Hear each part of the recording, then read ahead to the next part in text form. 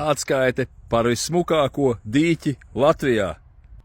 Un atskaite no ārzemesdarbiem, kurš ir ļoti cienījams cilvēks, kurš nekad nav tiktokā lamājies, kurš nekad nav saucis heiters pa orangutāniem, par sačurātiem rododendriem, par krustojumiem ērkšķogu un dzeloņdrāšu, par mudakiem un baltajām zeķēm. Vienmēr bijis ir zolīts tiktokā.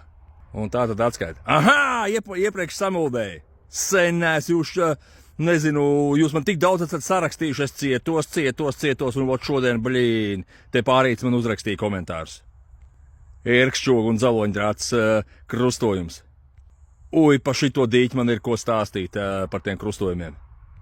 Izdar šitā, izdar tā, vajag šitā. Ev, davai, braucat šurp. Kāds? Numņikiem. Tikai paķer līdz zemes grāmatu. Jo vajadzēs ieķīlāt viņu, ja gadījumā ekskavātoru noslīsim. Davai brauc, dara, reku iedošu ekskavātoru, degvielu no manis, ekskavators no manis, tikai tavai atbildība. Reku ekskavators stāv.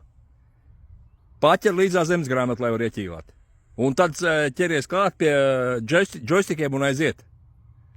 Un tā tad vakardien pārāk grāvi, tagad ir krietni dziļāk.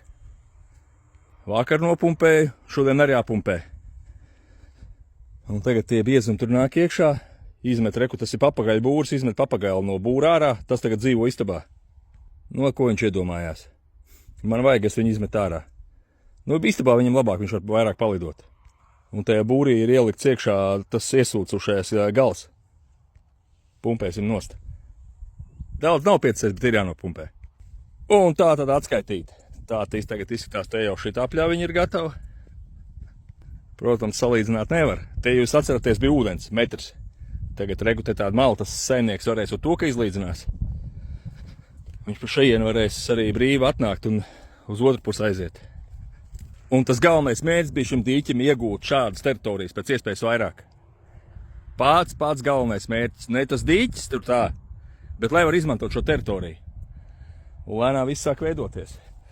Tā puse, kur būs māja, arī kaut kur būs, nezinu, pushektārs tāds foršs sauss lauks. Jā, un vakar rokot grāvu, izraku grāvi, šitien te ar rokamo kaustā izvilku ārā to putru visu, to dibenu pielīdzināju. Iebrauks no otras puses un uz otru pusi izies ārā tāpat.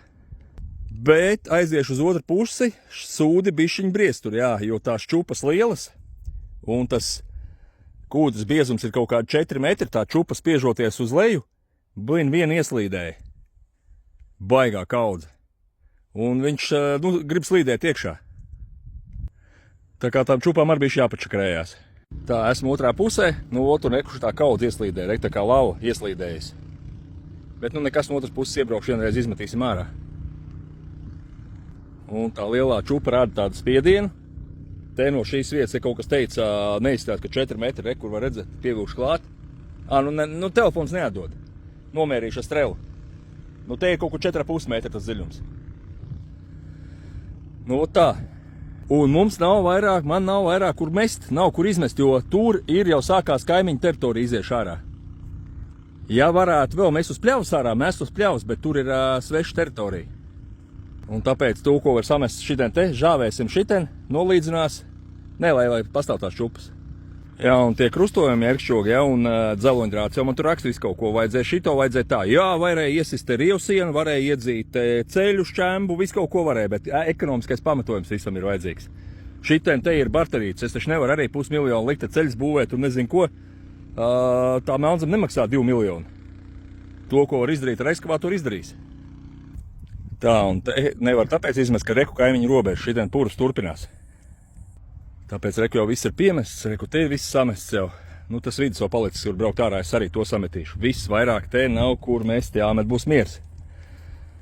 Un kaut kad nākotnē, kad norakšu līdz ūdens līmenim, kad dīķi pacelsies, tad varbūt vēlreiz paņemšu to garo strelu, bet tas būs uz nākošo gadu. Ja šī teritorija būtu arī šim īpašniekam, tad jā, mierīgi uz lauku izmet lielu kaudzi uztais. Bet te nav tādas iespējas. Un sūda ir tāda, ka tā kūdra arī nežūst, nostāvēja 2 dienas, 3 dienas, pārmet, viņa vienalga plūst, arī var redzēt, kā plūst. Un tā tad šodien es atnākšu to ielociņu, izmetīšu ten ārā. Un tad jābrauc, reku, šis stūrīts palicis ir. Jā, un šī ir mana iniciatīva, kad viņi vajadzētu sakopt. Jo es to daru pa saviem līdzekļiem. 400 eiro dienā ir tikai traktors, un 200 dienā 200 pāri ir degviela. Tad, kā jau iepriekš teicu, tad tāds barterīts ir uztaisīts. Nu, mēs taisam. Bet, nu, es arī neesmu no gumijas. Es nevaru te visu sadarīt tā perfekti, jo tie ir lieli līdzekļi. Un te jau arī jāizlīdzina, jāatstāj tāds, nu, metrs vismaz uz augšu, tik cik bija ūdens. Tā kā jā, jūs man te rakstat orangutānu, kad pa brīvu, lai es to daru, un davai brauciet šurp, reku ekskavātors ir, kā jau teicu iepriekš, paņem zemes grāmatu, davai maucam.